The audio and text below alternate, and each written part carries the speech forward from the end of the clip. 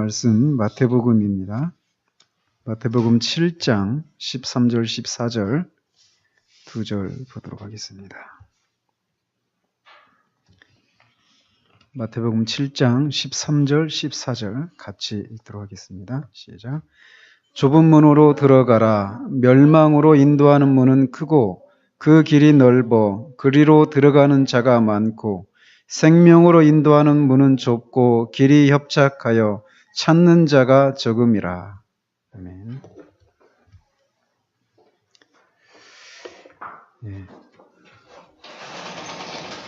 오늘은 철로역정 제9과 좁은 문이라고 하는 제목으로 이제 좁은 문 앞에 서 있는 또 좁은 문을 들어가는 이 크리스천의 그런 행적에 대해서 우리가 살펴보도록 합니다. 지난주에 우리가 살펴본 것은 이제 그 세상 지혜자의 거짓된 가르침에 미혹되어서 자유롭게 해준다라고 하는 이 꼬임에 빠져서 결국은 거기로 찾아갔지만 실패했던 그 크리스천을 전도자가 책망하고 또 회개하게 하고 또 경계해서 다시금 이 좁은 문으로 가도록 하는 그 장면까지 우리가 살폈습니다. 그래서 이제 그 말을 듣고 막 가면서 좌우에 그런 어떤 사람들도 막 인식하지 않고 좀 곧장 그 길로 가는 그 크리스천의 모습을 그리면서 이제 마쳤는데 그 이어서 계속 해 나가도록 합니다. 마침내 얼마 후에 크리스천은 좁은 문에 도착을 합니다. 근데 그 좁은 문 위에는 두드리라 그러면 너에게 열릴 것이니라 라고 하는 그런 글귀가 쓰여 있었습니다. 그래서 크리스천은 두서너 차례 문을 두드리며 이제 외쳤는데 일본에 보면 이렇게 좁은 문 위에 두드리라 그러면 너에게 열릴 것이니라 라고 하는 이런 문구가 적혀 있는 이유가 무엇이냐라고 일본에서 이렇게 묻습니다. 결국 주님은 이미 전도자를 통해서 크리스천에게 좁은 문의 소중함을 이미 깨닫게 하셨죠. 그죠? 그 길로 가야만 죄짐을 풀 뿐만 아니라 영원한 생명을 얻을 수 있는데 거기에 세상 지혜자의 그런 미혹에 빠져서 잘못된 길을 갔다가 그런 자신을 자신이 다시금 그 좁은 문을 향해서 갈 수 있다라고 하는 이 전도자의 말을 듣고 소망을 품고 이렇게 왔단 말이죠. 그래서 그렇게 한번 실패를 했기 때문에 좁은 문의 그 소중함을 그가 이미 깨닫고 있는 상태죠. 그렇기 때문에 그가 문이 열리기를 찾고 구하게 해서 이 간절함이 크리스천 안에서 이렇게 커져 있는 그런 상태입니다. 이렇게 간절하게 하심으로 문이 열려졌을 때 더욱더 그 은혜를 소중하게 여기고 그 하나님의 은혜에 대해서 감사하게 하게 하는 이런 하나님의 뜻이 여기에 들어있는 것이죠. 구하라, 두드리라, 그러면 너에게 열릴 것이다. 그러면서 그 문 앞에서 이제 그가 이렇게 외칩니다. 제가 지금 여기로 들어가도 될까요? 비록 저는 하나님의 말씀을 거역한 쓸모없는 존재이지만 문 안에 계신 분이 저를 긍휼히 여겨 받아주실 수 있을는지요? 만일 당신께서 저를 긍휼히 여겨주신다면 저는 저 높은 곳에 계신 하나님을 끊임없이 영원히 찬양을 드리겠나이다. 이렇게 외칩니다. 이번에 보면 크리스천이 이렇게 자기 자신이 좁은 문으로 들어갈 자격이 없다. 하나님의 말씀을 거역한 쓸모없는 존재다. 이렇게 자기 자신을 이렇게 인정을 하면서 문을 열어달라고 하고 있습니다. 근데 그것이 무엇을 구하고 있는 것인가? 이렇게 묻습니다. 결국은 이렇게 자기 자신이 좁은 문에 들어갈 자격이 없는 아무 쓸모없는 사람이다 라고 하는 것을 이렇게 깨닫고 있는 상태에서 그가 구하고 있는 것은 뭐냐면 하나님의 은혜를 구하고 있는 것이죠. 그러니까 좁은 문에 들어갈 수 있는 자격이 자기에게는 없다라는 거예요. 그래서 좁은 문으로 들어가는 데는 오직 하나님의 은혜만 가능하다라고 하는 것이죠. 이렇게 하나님의 은혜를 구하는 사람들의 그 모습이 항상 이렇게 겸손한 모습, 그래서 심령이 가난한 상태가 되어지는 것이죠. 그래서 이제 뭐 귀신 들린 그 딸을 고쳐주기를 원했던 그 가나안 여인이 내 딸을 좀 고쳐주십시오, 이렇게 주님 앞에 찾아왔을 때 자녀의 떡을 취해서 개에게 주는 것은 옳지 않다, 이렇게 말씀하셨단 말이에요, 예수님께서. 그러니까 그 여자를 개에게 이렇게 비유하고 있는 것이란 말이죠. 그런데 그런 상황에서 여자가 뭐라고? 나를 개라고? 이렇게 하면서 자기 자신이 그렇게 예수님이 그렇게 말씀하신 것에 대해서 기분 나빠하면서 그냥 돌아가 버리는 것이 아니라 여자가 그렇게 인정을 하는 것이죠. 여자가 이르되 주여 올소이다마는 자녀의 떡을 취해서 개에게 주는 것은 옳지 않다. 예, 맞습니다. 그것이 맞습니다. 그렇지만 개들도 제 주인의 상에서 떨어지는 부스러기를 먹나이다. 그러니까 개라고 자기 자신을 그렇게 빗대고 있는데도 그것에 대해서 인정을 하고 있는 것이죠. 그런 겸손한 모습이, 그래서 그 사마리아 여인이 구하는 것은 주님의 은혜예요. 주님으로부터 그는 은혜를, 긍휼히 여김을 받기를 원하는 거. 나를 어떤 취급을 하든지 상관이 없다. 어떤 희생을, 어떤 대가를 치르더라도 기꺼이 그것을 치르겠다라고 하는 이런 겸손함이, 이런 절박함이 그 여인에게 있었던 것이죠. 그래서 주님이 내 딸아, 네 믿음이 너를 구해냈다라고 하시면서 그 여인의 딸을 고쳐주시는 그런 장면처럼 하나님의 은혜를 지금 이 크리스천이 구하고 있는 거예요. 정말 이 여인에 빗댄다면 정말 개 같은, 아무런 쓸모없는 이런 나를 좁은 문으로 들어갈 수 있게 하는 것은 오직 하나님의 은혜입니다 라고 하는 것을 이렇게 고백하면서 그 은혜를 구하고 있는 것이죠. 자, 그러면서 이제 그렇게 외치니까 마침내 선의 또는 호의라고도 합니다. 그냥 저는 여기서는 그냥 선이라고 했는데, 마침내 선의라고 하는 이름으로 불리는 성실하고 침착해 보이는 사람이 나와서 지금 문을 두드리는 사람이 누구고 어디에서 왔으며 또 무엇을 얻고자 하는지 물어보았습니다. 이름 참 좋죠? good will, 좋은 의지, 그죠? 그러니까 좋은 것을 주려고 하는 그런 의지를 가진 사람이에요. 그 이름 자체에서. 그래서 그 3절에 보면 문지기의 이름이 선의였습니다. 무엇을 의미합니까? 이거는 이렇게 정말 자기 자신이 좁은 문을 통과하는 것은 하나님의 은혜로만 들어간다라고 하는 그런 인식을 갖고 그렇게 하나님의 은혜를 찾고 구하고 있는 이 크리스천에게 선의라고 하는 이름을 가진 문지기가 나타났단 말이죠. 그러니까 이런 즉 이것은 결국 무엇을 이렇게 보여주는 거냐면 이렇게 주님으로부터 얻고자 하는 것이 너무나 소중하다라고 하는 것을 깨닫고 있어요, 지금 크리스천은. 그죠? 그러면서 그것을 깨닫고 막 찾고 구하고 있는데 그런 상태 가운데 그런 상태로 주님의 은혜를 구할 때 주님은 반드시 좋은 것으로 응답해 주신다라고 하는 것을 이 문지기의 이름을 통해서 우리에게 보여주고 있는 것입니다.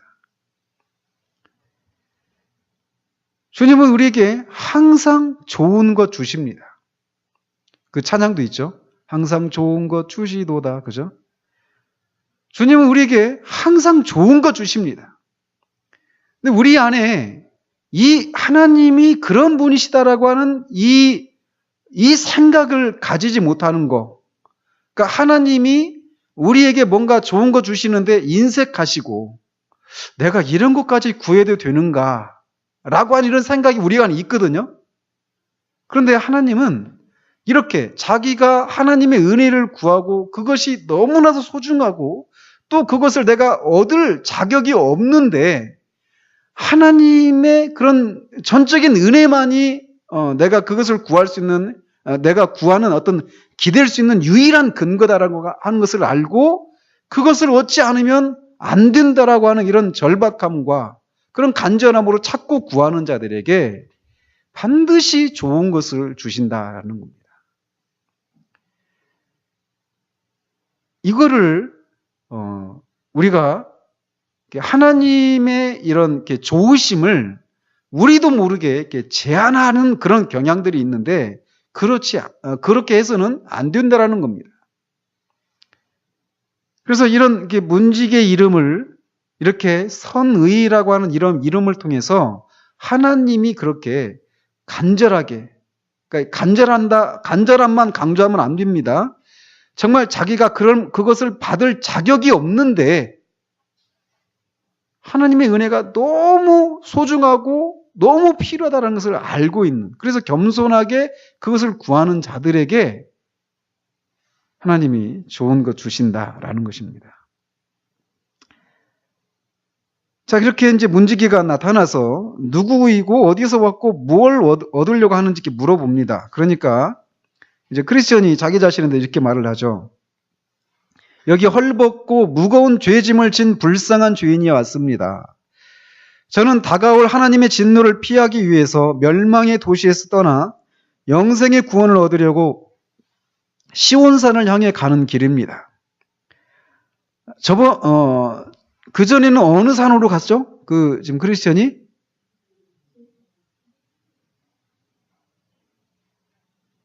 이 성경에 시온산에 반대되는 산이 있습니다. 그렇죠. 시내산이죠. 시내산은 율법을 말하는 거죠. 율법을. 그래서 이제 시온성은 구원, 복음 이런 것들, 하나님의 임재 이런 것들, 하나님의 임재 보호, 하나님의 통치 이런 것들을 다 상징을 합니다. 그래서 그렇게 영생의 구원을 얻으려고 시온성을 향해 가는 길입니다. 제가 듣기로 그곳으로 가려면 이 문을 지나가야 한다고 들었는데 제가 문 안으로 들어가는 것을 당신께서 허락해 주실는지 알고 싶습니다. 이렇게 대답을 합니다. 그래서 4번에 보면 크리스천은 자신을 어떻게 말했습니까? 헐벗고 무거운 죄짐을 진 불쌍한 죄인, 이렇게 말을 하고 있죠. 이렇게 자기 자신을 불쌍한 죄인이라고 말을 하고 있다라는 거예요. 그러니까 결국 지금 이 크리스천이 지금 심령이, 주님이 말씀하신 것처럼 심령이 가난한 자는 복이 있다라고 말하는 그 상태입니다. 그리고 심령이 깨뜨려져 있는, 통회하고 상한 심령이라고 할 수 있는 그런 상태인 것이죠. 이런 상태에서 아까도 3번 문제와 연관되어서 이런 상태에서 심령이 가난하고 깨뜨려지고 상한 심령으로 하나님의 은혜를 구할 때 주님은 반드시 좋은 것으로 응답을 해 주신다라는 것입니다. 아무튼 크리스천은 자기 자신을 그렇게 하나님이 기뻐하시는, 하나님이 좋아하시는 그런 마음의 상태를 가지고 자기 자신을 그렇게 인식을 하고 있는 것입니다.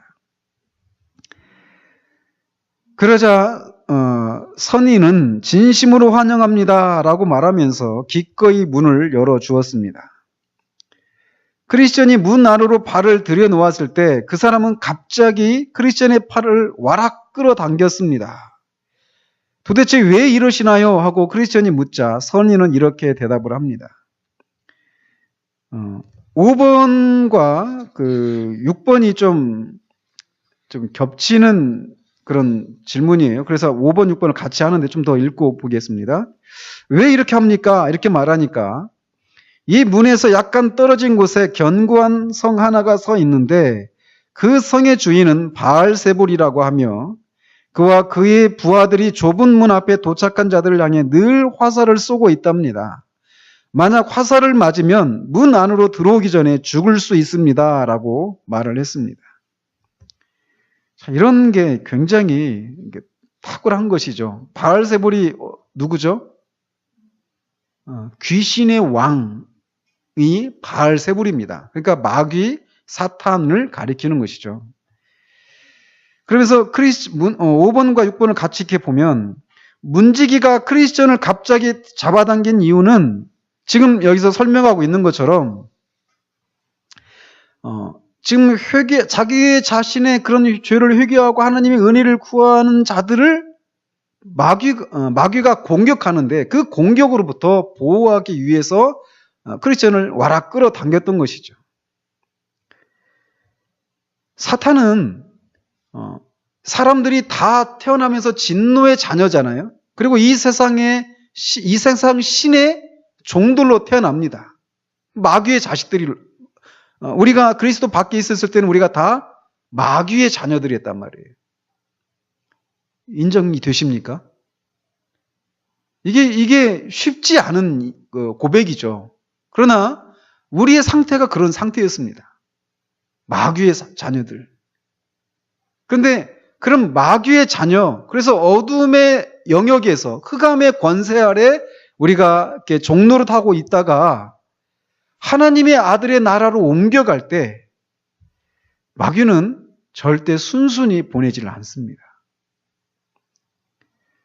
그때 그 전까지는 마귀가 우리를 지배하고 있기 때문에 우리는 사실 그 마귀가 우리를 지배하고 있다는 것조차도 느끼지 못할 정도로 마귀는 철저히 우리를 속이고 그냥 우리 육신이 원하는 대로 그냥 살게 만듭니다. 우리 육신이 원하는 대로 사는 그 삶의 결국이 무엇입니까? 영원한 파멸이거든요. 그러니까 그냥 우리의 육체적인 본성을 따라서 살아가도록 그냥 내버려둬요. 그런데 성령의 그런 각성케 하시는 것을 통해서 자신의 상태를 깨닫고 자기가 하나님의 진노 아래 있다는 것을 깨닫고 하나님의 그 진노에서 피하기 위해서 이 예수 그리스도를 붙들고 하나님 나라로 진입해 들어가려고 할 때 마귀는 그 백성들을 그냥 순순히 놓아주지 않는다라는 거예요. 그래서 강력한 그런 공격들을 합니다. 그래서 지금 이렇게 문지기가 그렇게 마귀의 공격을 받고 있는 크리스천을 와락게 잡아당겼던 것처럼 복음 사역자들이 하는 일도 이런 마귀의 그런 공격들에 대해서 이 성도들이 약속의 말씀을 붙잡을 수 있도록 도와주는 일들을 해야 되는 것이죠. 지금 문지기가 그 일을 하고 있는 거예요. 근데 그 마귀가 이 좁은 문으로 들어오는 사람들을 향해서 그 졸개들과 함께 막 화살을 쏘는데 그 화살이 어떤 종류의 화살이냐면 의심의 화살입니다.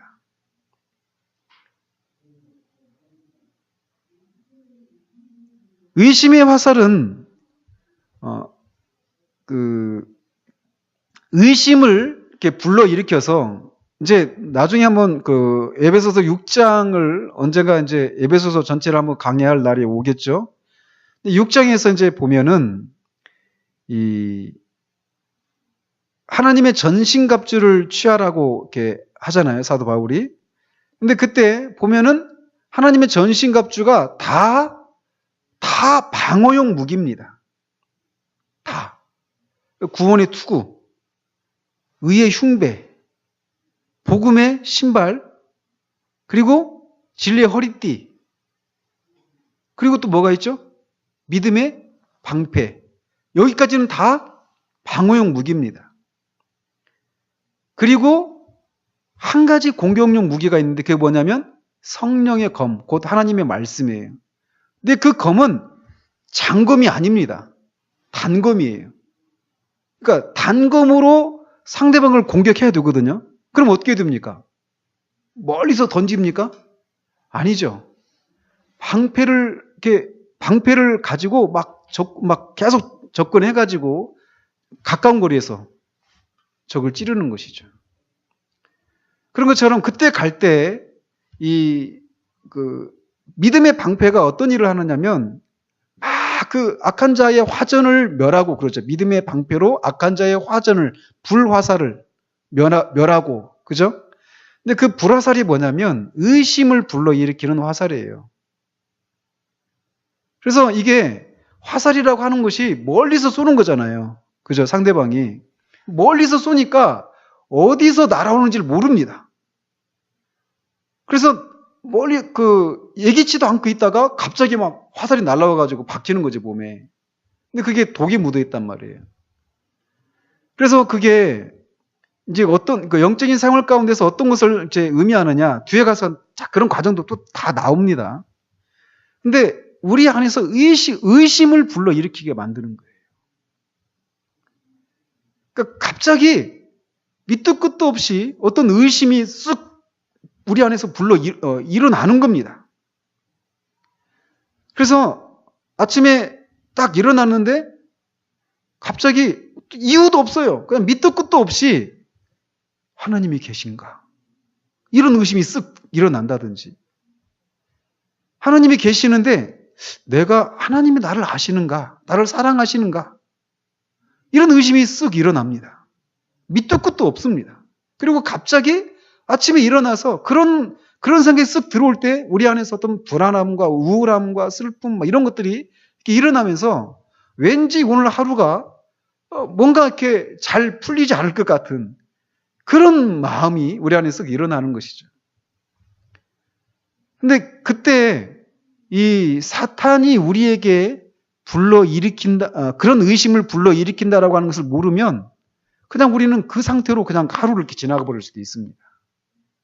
근데 그럴 때 믿음의 방패를 가지고 그것을 막아야 된단 말이에요. 그러니까 믿음이 요구되는 것이죠. 믿음이. 하나님에 대한 믿음, 말씀에 대한 이 믿음, 이런 것들을 발휘하는 것이 필요한 거예요. 근데 이런 믿음을 발휘하는 것이 무엇인지를 모르기 때문에 그냥 막 맞고 그냥 완전히 그렇게 상태로 넘어져 버리는 그런 경우들이 많이 있어요. 근데 지금 이 바알세불이라고 하는 그 성에서 바알세불과 그 부하들이 이렇게 좁은 문을 향해서 막 들어가는 이 크리스천을 향해서 지금 그 의심의 화살을 쏘아대고 있는 거예요. 그래서 하나님이 과연 나를 받아주실까? 이렇게 넘어졌는데, 이렇게 실패했는데, 우리 이런 경우 많이 있지 않습니까? 그죠? 막 은혜를 많이 경험했어요? 근데 은혜를 많이 경험했을 때 넘어지는 게 있습니다. 그런 경우들 많아요. 주를 잘 보내고 은혜가 충만해서 집에 돌아갔는데 남편이나 애들이 한마디 쑥 던지는 그 말에 그냥 갑자기 그 은혜를 다 뒤집어 버리는 이런 일들이 비일비재하거든요. 근데 남편이나 여기 여자분만 있어가지고 부인도 마찬가지예요. 아무튼 누가 됐든 간에 우리 안에서 그런 것들을 이렇게 격동하게 하는 그런 말들, 행동들, 어떤 일들이 일어날 수 있습니다.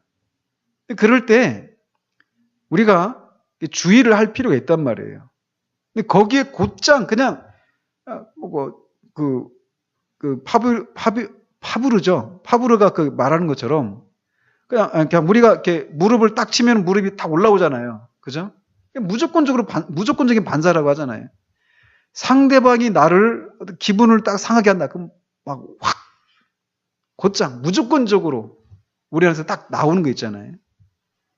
그런 것들을 우리가 그런 실패를 통해서 배워야 돼요. 이런 것들 배후에 그 사람들이 마귀가 아니라 그 배후에 마귀가 있구나. 그래서 그런 것들을 보면서 우리가 즉각적으로 반응하지 않는 이런 대처하는 것들이 필요하다라는 것이죠. 근데 어쨌건 그렇게 넘어졌을 때 우리 안에서 이런 나를 하나님이 받으실까?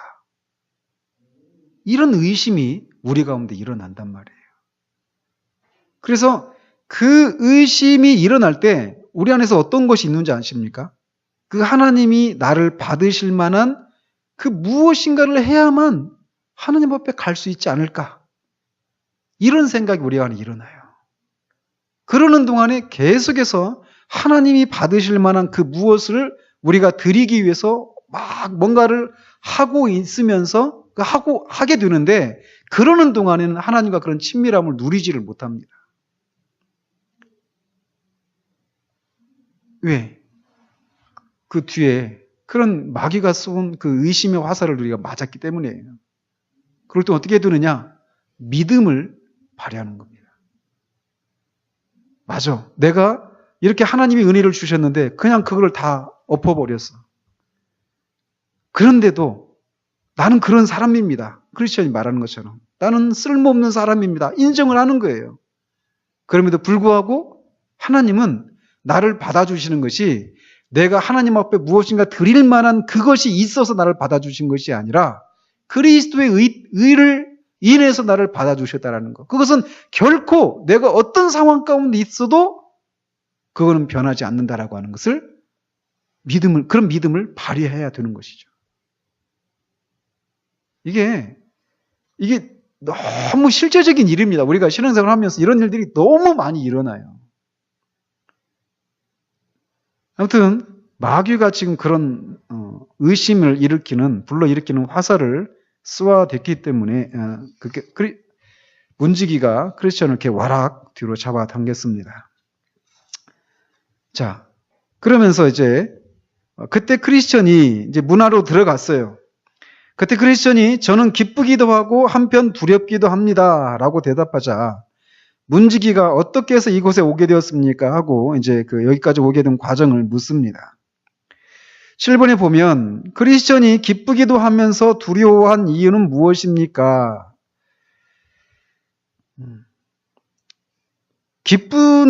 기쁘기도 하면서 두려워한 이유.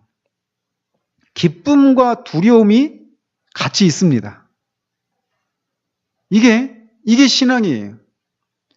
하나님을 경외한다라고 하잖아요. 경외한다라고 하는 것은 하나님을 두려워하는 겁니다. 근데 이 두려워한다라고 하는 것이 영어로 하면은 good fear예요. 좋은 두려움. 헬라어로 유세베이아 이렇게 말을 하는데 좋은 두려움입니다. 하나님을 두려워하는데 좋은 두려움이라는 거예요. 그러니까 하나님을 향한 친밀한 사랑, 하나님을 향한 존경, 하나님에 대한 어떤 두려움들 이런 것들이 같이 있다라는 겁니다. 지금 크리스천이 그런 상태란 말이죠. 왜 두려워했느냐? 그 바알세불이나 이런 얘기들을 이렇게 듣고 자기가 모르는 영적인 세계를 깨닫게 되었을 때 그것 때문에 두려워하게 되는 것이죠. 아침에 아이들하고 성경을 이렇게 읽으면서 변화산상의 그 주님, 마태복음 17장에 그 얘기를 이렇게 하면서 얘기를 했어요. 그러면서 이제 거기에서 하나님의 음성이 들리잖아. 이는 내 사랑하는 아들이요 내 기뻐하는 자니 너희는 저의 말을 들으라. 이런 하나님의 음성이 들리고 또 모세와 엘리야가 거기에 나타나죠. 그러니까 베드로가 막 두려움 가운데 이렇게 휩싸이잖아요. 두려워하면서 내가 여기 초막을 3개 짓겠는데 주님을 위해서 모세와 엘리야를 위해서 짓겠나이다. 이렇게 얘기하는 그 장면이잖아요. 그러면서 모세가 지금 두려워하고 있다. 이렇게 하니까 우리 하연이가 왜 두려워해? 이렇게 물어보더라고요. 그러니까 예수님이 막 세탁자가 희게할 수 없을 정도로 이렇게 하얗게 막 희게 그 옷이 그렇게 흰 광채 이렇게 빛나는 모습으로 이렇게 변화가 된단 말이에요. 어떻게 보면은 놀라운 어떤 큰 광경이죠. 그죠?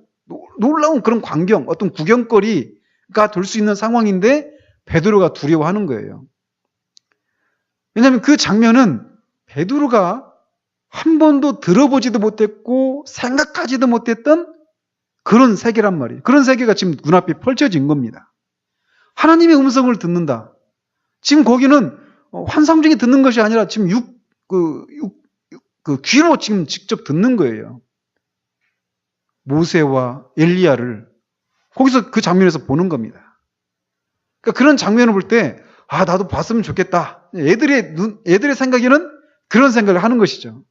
두려움이 무엇인지를 모르니까. 그죠?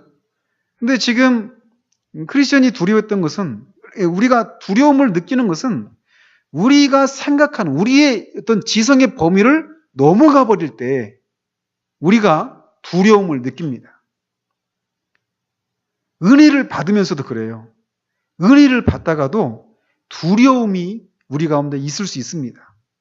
그러니까 부정적인 측면에서도 우리가 두려움을 느끼기도 하지만 긍정적인 측면에서도 우리가 두려움을 느끼는 거예요. 근데 똑같아요. 그 기준은 우리가 감당할 수 없는, 우리의 지성이, 우리 육신의 능력으로는 감당할 수 없는 어떤 세계가 우리 앞에 펼쳐질 때 우리 안에서 그런 두려움이 밀려옵니다. 크리스천이 지금 바알세불의 존재와 그 좁은 문 앞에 통과하는 자들을 죽이려고 의심의 화살을 쏘아대는 그런 세계가 있다라고 하는 것을 깨달았을 때 그런 두려움에 빠져 있었죠. 그러면서도 그가 기뻐할 수 있었던 것은 한편으로는 그렇게 위험한 상황에서 하나님이 도우셔서 이곳까지 하나님이 이르게 하셨다라고 하는 이 하나님의 은혜를 기뻐하고 있는 것입니다. 그러니까 신앙에는 이런 두 요소들이 서로 같이 있을 수 없을 것 같은 그런 요소들이 같이 공존하고 있는 것을 보게 되죠. 자, 그래서 이제 문지기와 크리스천의 그런 대화가 이어집니다. 어떻게 해서 이곳에 오게 되었습니까? 이렇게 물으니까 전도자라는 분이 이곳으로 와서 문을 두드리라고 해서 이곳으로 왔답니다. 또한 그분께서 말씀하시기를 이곳에 오면 장차 내가 어떻게 해야 할지를 가르쳐 주시는 분이 계실 거라고 하더군요. 그러자 당신 앞에 문이 열려 있으니 어느 누구도 그 문을 닫을 수는 없습니다. 이제 이제 그 안으로 들어온 거죠. 그러니까 크리스천이 이제부터 제가 많은 어려움을 무릅쓰고 여기까지 온 보상을 얻게 되는 셈이군요. 이렇게 대답을 합니다. 자, 8번에 보면 고난에 대한 하나님의 보상은 무엇입니까? 이렇게 묻습니다. 고난에는 하나님이 보상이 있습니다. 지금 크리스천이 절망의 수렁에 빠지기도 하고 또 그 시내산의 그 위험 앞에서 죽을 뻔한 그런 위기도 지나고 또 좁은 문을 통과할 때 그 불화살을 맞을 그런 위기를 통과하고 왔단 말이에요. 그리고 나서는 이제 그 좁은 문 안에 들어와서 어느 누구도 그 문을 열 수 없는, 닫을 수 없는 이제 그런 세계로 들어온 것을 보면서 하나님이 이제 내가 지금까지 그런 어려움들을 겪은 것에 대해서 하나님이 나를 이제 보상을 해주시는구나. 이렇게 얘기를 하는 거란 말이죠. 이것을 통해서 우리가 알 수 있는 것은 뭐냐면 고난에 대해서 하나님의 보상이 있다라는 겁니다. 그래서 고린도후서 4장 17절 18절에 보면 우리가 잠시 받는 환난에 경한 것이 지극히 크고 영원한 영광에 중한 것을 우리에게 이루게 함이니 우리가 주목하는 것은 보이는 것이 아니요 보이지 않는 것이니 보이는 것은 잠깐이요 보이지 않는 것은 영원함이라. 이렇게 지극히 크고 영원한 것을 우리에게 주십니다. 궁극적으로 말이죠. 그러나 이 궁극적인 그런 보상뿐만 아니라 이 땅에서도 우리가 환난 가운데서 우리를 위로하시는 그런 은혜를 우리에게 주신다라는 겁니다. 이 땅에서는 끊임없이 고난의 연속이에요. 주님의 나라에 이를 때까지. 우리가 이제 살펴보겠지만, 이게 정말 성도들의 삶이라고 하면 누가 그것을 갈 수 있겠는가? 이런 생각을 할 수 있을 정도로 끊임없이 고난의 연속입니다. 근데 그때마다 하나님의 도우심의 손길들이 늘 있어요. 그리고 위로하시고 때로는 책망도 하시지만 그런 위로와 격려가 끊임없이 있어서 그 길을 가는 것이죠. 크리스천이 지금 그 하나님의 위로를 지금 경험하고 있는 것입니다. 지금은 안전해요. 위험으로부터 지금 그가 안전하게 그 하나님의 생명싸개 안에 지금 그가 보호를 받고 있는 그런 상황이라는 것이죠. 궁극적인 그런 보상뿐만 아니라 고난 속에서 위로하시는 것을 통해서 고난받는 성도들을 하나님이 고난에 대한 그런 보상을 해 주십니다. 자, 그런데 어째서 당신 혼자만 이곳에 왔습니까? 나의 이웃들은 어느 누구도 내가 느끼고 깨달았던 멸망과 진노의 위험을 전혀 느끼지 못했기 때문입니다. 이렇게 대답을 합니다. 9번에 보면 오늘날 많은 사람이 그리스도를 찾지 않는 이유는 무엇입니까? 근거 구절로 마가복음 2장 17절이죠. 건강한 자에게는 의사가 쓸데없고 병든 자에게야 쓸데있느니라. 나는 의인을 부르러 온 것이 아니요 죄인을 부르러 왔노라 하시니라. 왜 많은 사람들이 그리스도를 찾지 않는가? 자기가 그리스도를 필요로 하는 사람이라고 하는 것을 인식하지 못하기 때문이죠. 그죠? 그러면 그리스도를 필요로 하는 상태다라고 하는 것은 무엇입니까? 자기가 죄인이라고 하는 것을 깨닫는 것을 말하는 것이죠. 근데 자신이 죄인이다라고 하는 이런 고백을 교회 안에 있는 사람들도 많이 고백을 합니다. 그죠? 소위 명목상의 그리스도인들도 자기가 죄인이다라고 얘기하면 맞아요, 저 죄인입니다. 이렇게 인정을 합니다. 어떤 사람들은 정말 자기 자신에 대해서 철저하게 어두워져 있는 사람들은 자기가 죄인이다 이런 얘기를 하면은 기분을 막 화를 버럭 내고 그걸 인정하지 않아요. 그런 사람도 있지만 어떤 사람은 그렇지 않아요. 자기가 자기 자신에 대해서 정직하게 이렇게 들여다보면 내가 완전한 사람이 아니다라고 하는 것을 인정할 수밖에 없기 때문에 내가 죄인이다라고 얘기를 합니다. 그렇지만 그가 그리스도를 필요로 할 정도의 죄인은 아니다라고 하는 이런 생각이 사람들에게 있는 거예요. 그러니까 그가 생각하는 죄에 대한 개념은 하나님과 율법의 기준에 의해서 죄라고 하는 것을 생각하지를 못하는 것이죠. 다른 사람들과의 비교를 통해서 내가 나보다 조금 더 도덕적이고 조금 더 바른 삶을 살아가는 사람에 비하면 나는 죄인이지만 나보다 한참 망가진 진짜 그야말로 정말 세상에서 이렇게 말하는 것처럼 인간 쓰레기들이라고 하는 그렇게 불려도 마땅한 그런 사람들보다는 내가 그래도 낫지 않은가 이런 생각들을 사람들이 갖고 있단 말이에요. 그러는 동안에는 우리는 절대 그리스도를 찾지 않습니다. 그리스도를 찾는데 그 그리스도를 찾되 정말 이 그리스도가 아니면 내가 아무런 소망이 없다라고 하는 것을 깨닫지 못하는 상태 가운데서 그리스도를 찾습니다. 여전히 내 안에 내가 분명하게 완전한 삶을 살아가지 않고 내가 인정하듯이 이런저런 죄를 짓고 있는 것은 사실이지만 그래도 내 안에 뭔가 하나님이 너 안에 뭐가 선한 것이 있느냐라고 물어보면 내가 그래도 이거 있잖아요. 교회를 오랫동안 다녔고 11조를 하고 있고 새벽 기도를 한 번도 빠지지 않았고 교회에서 열심히 헌금 생활하고 있고 주의 종 열심히 섬기고 내가 이런저런 봉사와 그런 자선 활동을 하고 있지 않습니까? 내가 날마다 하루에 몇 시간씩 기도를 하고 있지 않습니까? 바리새인처럼 일주일에 두 번씩 이틀씩 금식 기도하고 있고 그러니까 다양한 종류의 자기의 이것들을 사람들이 가지고 있어요. 그러는 동안에는 우리는 의원이신 그리스도를 찾지 않게 된다는 거예요. 그래서 우리는 죄에 대해서 성경적인 하나님과 율법에 기준한 죄가 무엇인가, 하나님의 관점에서 바라보는 죄가 무엇인가를 깨닫는 것이 있어야 돼요.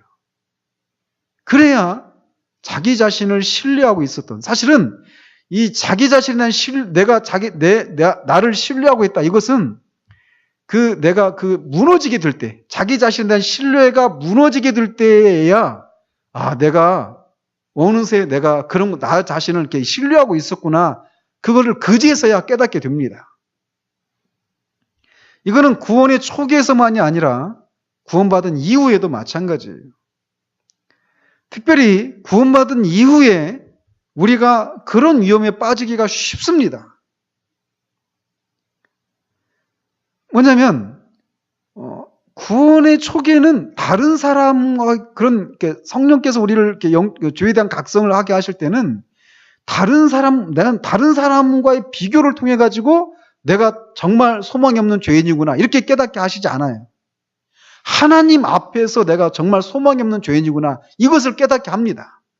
그러는 동안에는 다른 사람이 안 보입니다. 그냥 하나님과 자기 자신밖에 안 보여요. 그 하나님 앞에 내가 정말 죄인이구나. 그래서 그리스도를 믿고 구원에 이릅니다. 근데 구원받고 이렇게 살아가다 보면 그 제법 이제 삶이 바뀌잖아요. 그죠? 우리가 그런 죄에 대해서 깨닫게 되고 또 주님을 닮고자 하는 그런 삶의 모습들이 우리 안에서 이게 제법 이게 나타납니다. 그런 열매들이. 구원받으면 그런 열매들이 정도의 차는 있지만 분명히 나타나기 마련이거든요. 그래서 구원받기 전과 구원받은 이후의 삶의 그런 변화들이 정도의 차는 있지만 분명하게 이런 어떤 변화들이 있다라고 하는 것을 말할 수밖에 없는 이런 일들이 있어요. 근데 그때 우리 안에서 나타난 현상 중에 하나가 무엇이냐면 다른 사람과의 그런 비교 속에서 다른 사람들보다 내가 그래도 뭔가 있구나라고 하는 이런 생각들을 가지게 되는 이런 것이 우리 안에서 일어난다라는 거예요. 이게 참 무서운 일입니다. 그래서 구원받은 이후에 우리가 여전히 구원의 과정의 처음에서뿐만 아니라 구원받은 이후에도 우리 안에서 끊임없이 심령의 가난함, 그런 자기 자신의 그런 죄에 대한 애통함, 의를 향한 그런 갈망과 주림, 목마름들 이런 것들이 구원의 초기뿐만 아니라 계속해서 나타나야 되는데 이런 것들이 사라지는 이유가 바로 이런 이유 때문에 그런 거예요. 이런 요소들이. 우리 안에 구원받은 이후에도 우리가 완전하신 하나님의 그 관점에서 보면 여전히 우리 안에 우리가 아무것도 아니다라고 하는 이 생각, 그러니까 이 생각이 내가 하나님의 그런 자녀가 아니다, 기다 이런 얘기를 하는 게 아닙니다. 무슨 말씀인지 아시겠죠? 그래서 하나님이 요구하시는 하나님이 우리에게 기대하시는 그런 삶의 그런 표준들에 비하면 나는 여전히 정말 아무것도 없구나 하는 것을 정직하게 인정할 수밖에 없거든요. 근데 그런 것이 없을 때 우리 안에 어느새 구원받기 전보다 더 나아져 변화된 그 삶이 있잖아요. 삶의 모습들. 이런 것들을 가지고 하나님 앞에 서 있는 우리 자신을 발견하게 합니다. 하나님께서 말이죠. 그래서 때로는 너가 지금 내 앞에서 뭔가 이렇게 내놓을 만한 그 무엇이 있다라고 생각하는 이런 것들이 내 앞에서 얼마나 부질없는 것인가라고 하는 것을 깨닫도록 하시기 위해서 때로는 하나님이 우리를 그냥 이렇게 내버려 두시는 것 같은 그런 시간을 보내기도 하십니다. 그때 우리는 다시금 우리를 깨닫게 돼요. 구원받기 전뿐만 아니라 구원받은 이후에도 여전히 하나님이 우리를 붙들어 주시는 것이 아니면 아무것도 아니구나. 내가 그래도 뭔가 변화가 있다고 생각했는데 하나님이 여전히 나를 붙들어 주시는 은혜가 있기 때문에 하나님의 자비와 그 긍휼 때문에 내가 있을 수 있는 것이지 변화받은 이후에 달라진 그 삶을 살아가는 이것이 나를 지탱해 주는 것이 아니다라고 하는 것은 그런 실패를 통해서 하나님이 깨닫게 하시는 거예요. 그래서 이거는 이 구원의 초기뿐만 아니라 이후의 과정에서도 그런 과정에서 이제 여전히 우리가 그렇게 하나님이 붙들어 주시는 은혜가 아니면 아무것도 아니다. 하나님 앞에 하나님이 나를 받아주시는 근거가 그리스도 때문이다라고 하는 이것을 다시금 깨닫게 하시는 거예요. 이런 과정들이 계속 우리 안에서 반복되어져 나타나는 거예요. 그러면서 그리스도를 다시금 붙들게 되는 내가 쌓은 어떤 의가 아니라 이런 과정들을 지나도록 하시는 것입니다. 아무튼 사람들이 그리스도를 찾지 않는 이유는 자기 자신에 대해서 자기 자신의 그런 죄된 상태를, 그 죄의 심각성을 깨닫지를 못하고 있기 때문이다라는 겁니다. 그리고 구원받은 이후에도 여전히 성화의 과정에서도 그리스도의 그런 중보가 없으면 하나님 앞에 우리의 선행이라고 하는 이 모든 것들이 아무런 의미가 없는 거거든요. 근데 여전히 그때도 그리스도를 이렇게 붙드는 것이 필요하단 말이에요. 그리스도가 필요하단 말이죠. 근데 그렇게 하지 못하는 이유는 역시 하나님 앞에 우리가 어떤 상태인지를 깨닫지 못하는 것 때문에 우리 마음이 부유해져서 우리의 어떤 것들을 의지하는 이런 것 때문에 그리스도를 찾지 않게 된다라고 말할 수 있습니다. 자, 그들 중에 당신이 여기 오는 것을 알고 있는 사람이 있었습니까? 라고 묻습니다. 그러자 크리스천이 나의 아내와 자식들이 맨 처음에 내가 떠나가는 것을 발견하고는 어서 돌아오라고 소리소리 질렀습니다. 다음으로 몇몇 이웃들이 집 밖으로 나오면서 어서 되돌아오라고 나를 불렀지만 나는 손가락으로 귀를 틀어막은 채 그냥 이곳을 향해 달렸습니다. 당신을 뒤따라오면서 빨리 집으로 돌아가자고 설득한 사람은 없었나요? 있었습니다. 고집쟁이와 변덕쟁이 씨로 불리는 두 사람이 저를 따라와 설득하려고 했지만 제가 말을 듣지 않자 고집쟁이는 조롱을 퍼부으며 돌아가 버렸고 변덕쟁이 씨는 한동안 저를 따라왔었습니다. 우리가 다 지나온 일들이죠. 그런데 그는 어째서 여기까지 같이 오지 않았나요? 그러자 우리는 함께 이야기를 나누며 걸어왔었는데 절망의 수렁이라는 곳에 이르렀을 때 갑자기 우리도 모르는 사이에 그 속으로 빠지게 되었습니다. 간신히 그 수렁에서 빠져나왔을 때 변덕쟁이 씨는 그만 용기를 잃은 채 더 이상 모험하기를 원치 않았습니다. 그는 화가 나서 그 아름답고 영광이 가득 찬 나라는 당신이나 차지해버리라고 말하며 떠나가 버렸습니다. 그는 고집쟁이 씨의 뒤를 따라 다시 집으로 돌아갔고 결국 저 혼자서 이 문 앞에까지 오게 된 것입니다. 참 불쌍한 사람이로군요. 천국의 영광이 얼마나 크고 아름다운지를 그는 잘 깨닫지 못하고 사소하게 여겼기 때문에 그것을 얻기 위해서 겪어야 할 몇 가지 난관들이 싫어 영생의 구원을 포기해버리고 말았으니 말입니다. 자, 보면 이제 10장 10번과 11번 보면 이 두 문제도 이렇게 같이 엮어서 얘기를 하도록 하겠습니다. 일시적인 믿음을 갖고 있다가 그리스도와 교회를 떠나는 자에게 나타나는 특징은 무엇입니까? 이런 믿음을 대변하는 사람이 누구죠? 변덕쟁이죠. 그죠? 변덕쟁이는 이렇게 일시적인 믿음을 갖고 있다가 그리스도와 교회를 떠나는 일시적인 그런 믿음을 가진 사람의 대변자인데 그런 사람에게 나타나는 특징이 무엇이냐? 그렇게 묻고 있어요. 근데 결국 11번도 문제가 같은 문제라고 보여집니다. 그죠? 변덕쟁이가 믿음의 길을 포기한 이유를 어떻게 말하고 있습니까? 그러니까 일시적인 믿음을 가진 사람은 결국은 그리스도와 교회를 떠나게 되는데 그들이 그렇게 떠나가게 되는 이유는 무엇이냐면 구원이 얼마나 소중한지 성도들이 받아 누리게 될 그 유업이 얼마나 큰 것인지를 깨닫지 못하기 때문이다 라고 말을 할 수 있습니다.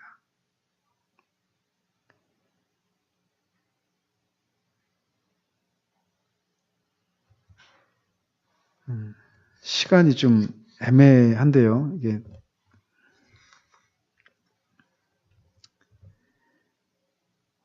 여기까지만 해야 될 것 같습니다. 이게 20분까지인데 앞으로 남은 게 지금까지 했던 것만큼은 아니지만 좀 애매해요. 그래서 여기까지 하도록 하는데 어쨌건 일시적인 믿음을 갖고 있다가 떠나간 사람들, 이제 변덕쟁이가 그런 사람을 대변하는 그런 상징적인 인물인데 그들은 항상 어떤 경우에 떠나느냐? 믿음 때문에 환난이나 박해가 일어날 때 그렇게 그리스도와 교회를 떠나가게 됩니다. 사실은 딴 생각을 품고 온 것이죠.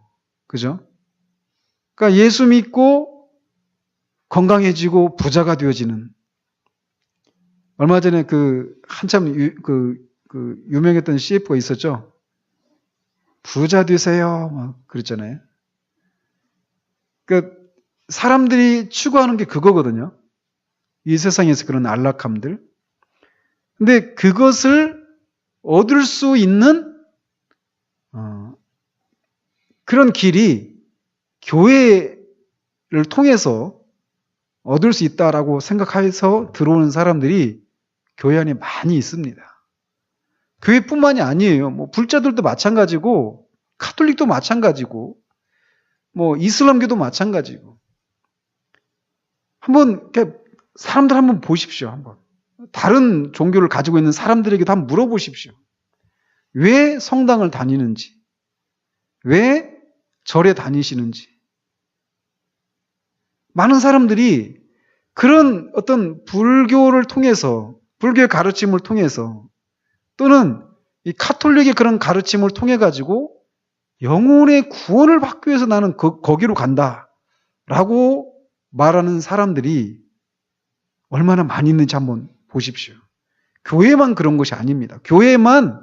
이 교회를 다니면서 내가 잘 살고 모든 것이 형통하고 부자가 되고 건강해지는 이 복을 얻기 위해서 교회로 오는 사람들이 교회 안에도 많이 있지만, 그런 똑같은 목적을 가지고 절과 성당을, 또 다른 종교를 찾는 사람들이 많이 있습니다.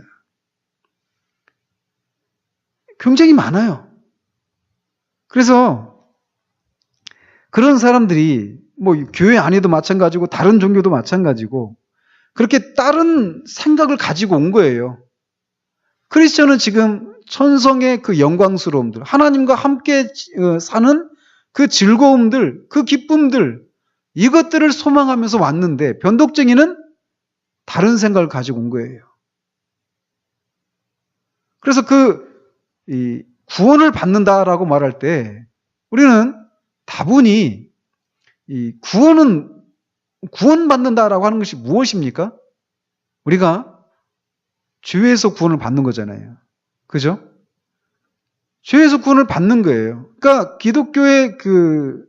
기독교는 죄라고 하는 것이 반드시 이 죄에 대한 이런 개념이 없이 구원을 얘기할 수가 없는 겁니다.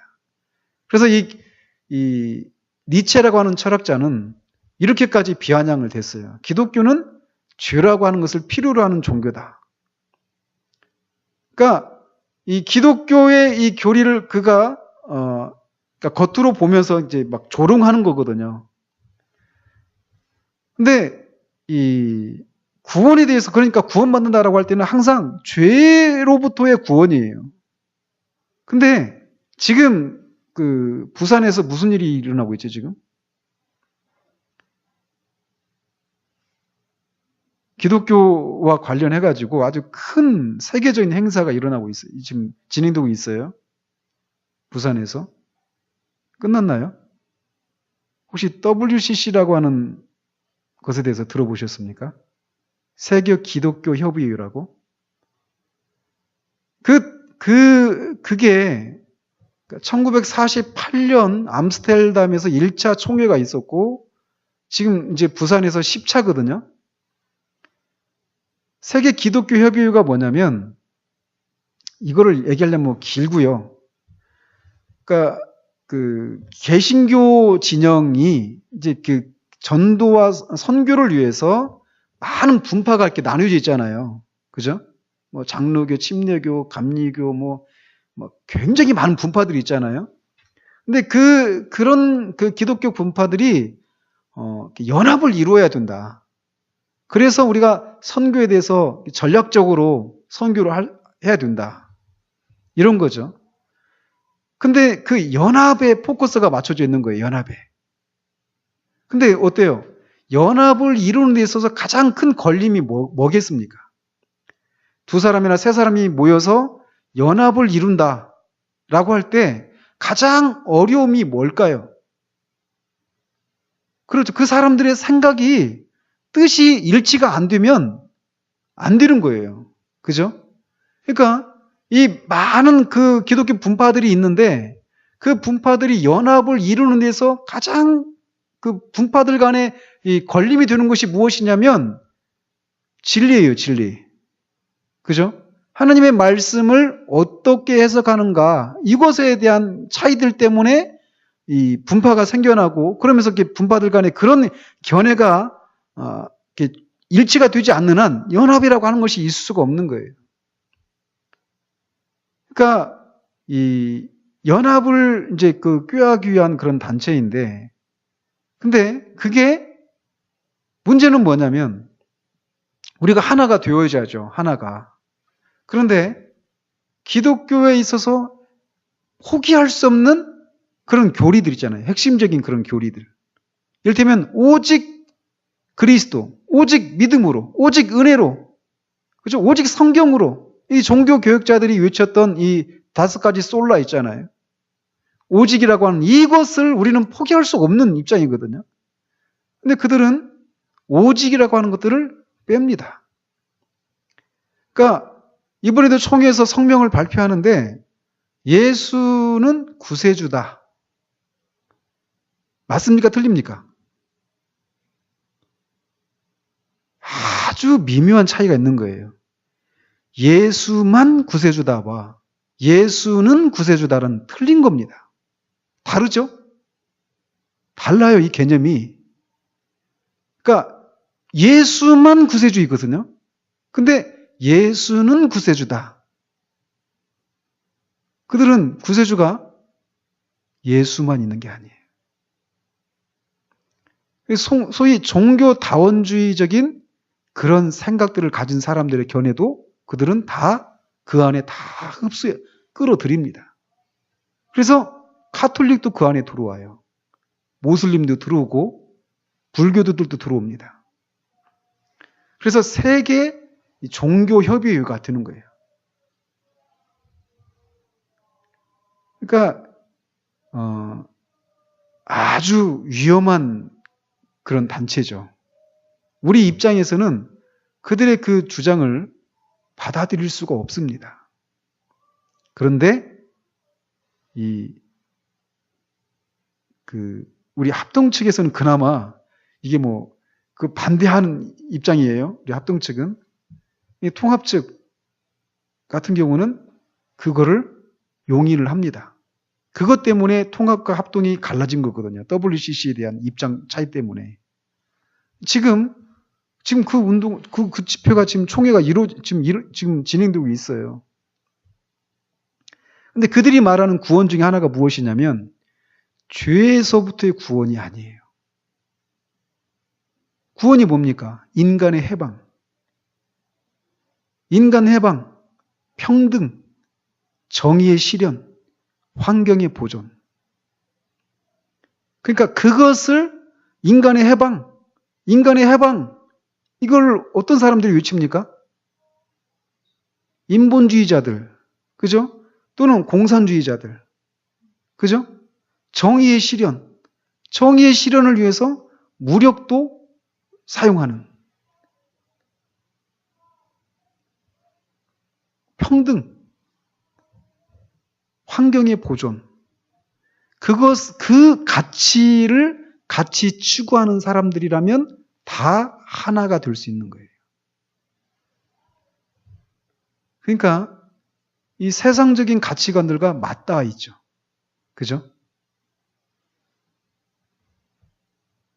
근데 이게 지금 이루어지고 있어요. 그러니까 우리는 그냥 우리 신앙 생활을 하면서 그냥 우리와 관련된 것만 이렇게 그냥 관심을 두고 가지만 지금 그런 일들이 일어나고 있어요. 근데 그런 일들이 마치 그들이 우리보다 더 이렇게 관대하고 아주 이렇게 넓은 그런 개념을 갖고 있어요. 그러니까 그러다 보니까 그들의 목소리들이 그것을 반대하는 사람들보다 더 크게 되겠죠.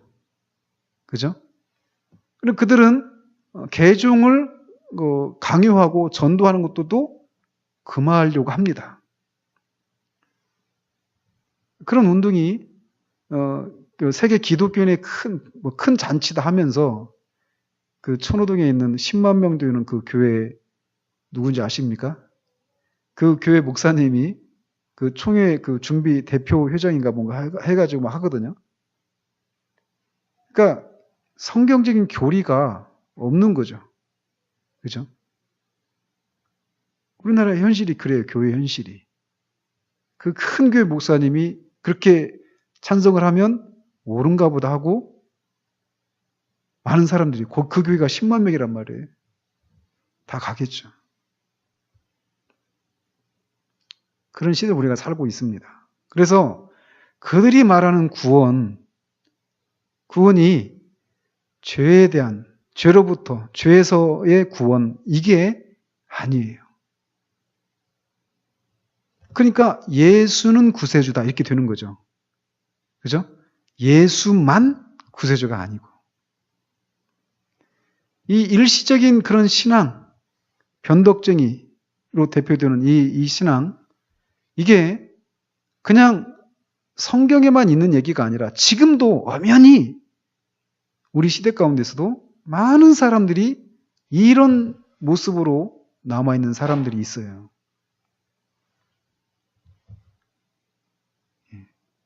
그래서 우리가 믿는 바가 무엇인지에 대해서 분명해야만 합니다. 그리고 말씀드린 것처럼 는, 만, 이 단어 하나 차이 가지고도 교묘하게, 그죠? 그냥 껌뻑 속거든요. 그죠? 예수는 구세주다. 맞잖아요. 예수만 구세주다. 이렇게 하면 그들은 인정하지 않죠. 그런 식으로 교묘하게 그런 성경적인 가르침들을 이렇게 침범하고 있는 일들이 우리 주변에 일어나고 있는 겁니다, 지금. 기도하고 마치도록 하겠습니다. 하나님 아버지, 크리스천이 그런 세상 지혜자의 미혹에 빠져서 큰 위기에 빠져 있다가 전도자를 통해서 다시금 좁은 문으로 향한 길을 들어서서 좁은 문 안으로 들어오는 그 과정을 우리가 잠시 살폈습니다. 하나님 아버지, 이 그리스도는 좁은 문 앞에 서서 자기가 정말 아무것도 아닌, 정말 하나님 앞에 쓸모가 없는 그런 사람이라고 하는 분명한 자기 인식과 그런 겸비함을 가지고 하나님의 은혜가 아니면 안 된다라고 하는 그런 간절함과 절박함을 그렇게 표현하고 있는 모습을 우리가 보았습니다. 하나님 아버지, 우리도 그 상한 심령, 통회하는 심령, 이것을 끝까지 잃어버리지 않는 우리가 되기를 원합니다. 우리가 구원의 초기에만 그리스도가 필요한 것이 아니라 구원받은 이후에도 여전히 우리는 끊임없이 그리스도의 중보가 필요한 존재인 것을 하나님 잊지 않도록 주님 도와주셔서 정말 그렇게 그리스도가 필요한 존재라고 하는 우리 자신에 대한 그런 바른 인식이 우리 가운데 있어서 늘 깨뜨려진 심령으로, 상한 심령으로 주님 앞에 서는 우리 될 수 있도록 주님 도우시기를 원합니다.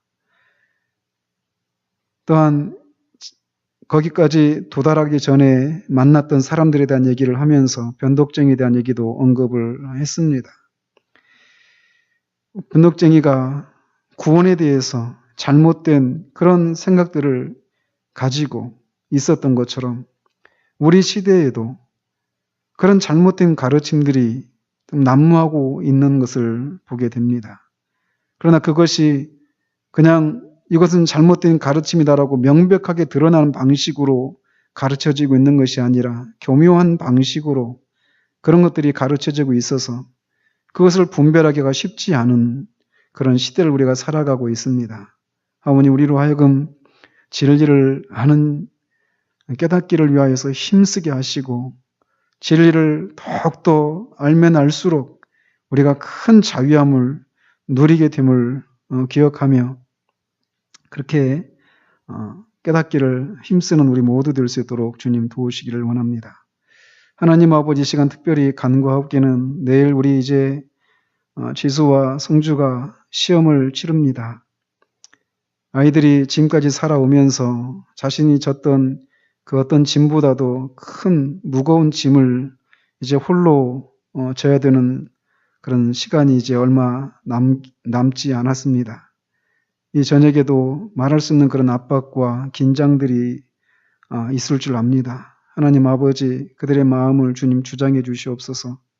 정말 지금까지 수고했는데 하나님 그 수고가 정말 합당한 그런 열매로 맺혀질 수 있도록 그들의 마음을 주장해 주시고 모든 결과를 하나님께, 선하신 하나님께 의탁함으로 정말 그렇게 주님 안에서 평강을 누리게 하시고 그런 가운데서 시험을 치러서 노력한 만큼의 그런 결과들이 있을 수 있도록 주님 붙드시기를 원합니다.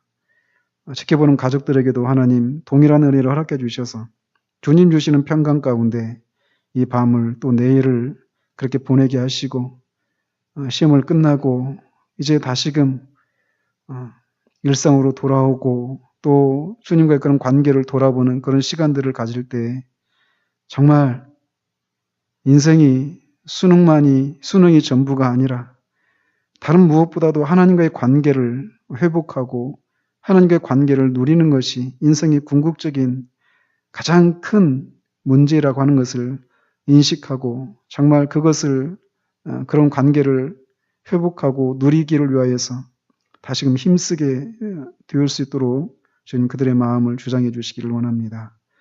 돌아오는 발걸음 주께서 지켜주시기를 원하옵고 우리 주 예수 그리스도 이름으로 기도합니다. 아멘.